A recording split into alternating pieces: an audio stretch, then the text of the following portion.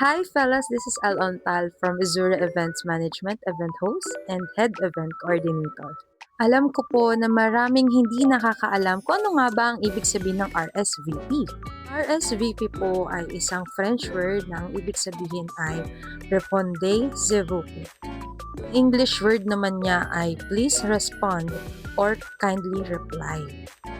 So, ang ibig sabihin po, ang RSVP, yun po yung invitation na ibinibigay natin dun sa mga guests natin at kailangan nilang mag-reply doon sa invitation na yon kung yes, makakapunta sila and no kung hindi.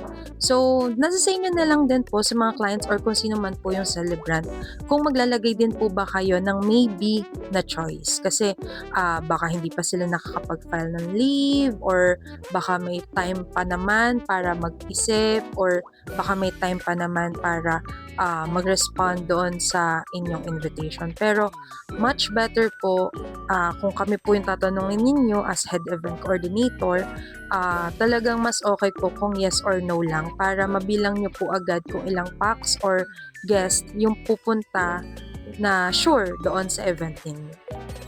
And para rin po ito sa budgeting nyo and para rin po ito doon sa inyong venue na kukuhanin para alam nyo kung pang ilang packs ba yung kukunin ninyong food, tables and chairs, mga ganyan. So para mapaghandaan nyo rin po.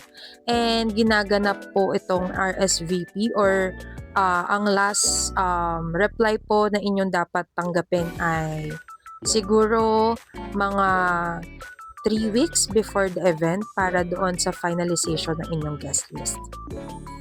So yun lang fellas, sana nakadagdag po ito ng knowledge about sa event industry or kung ano man po yung mga agam-agam ninyo dyan.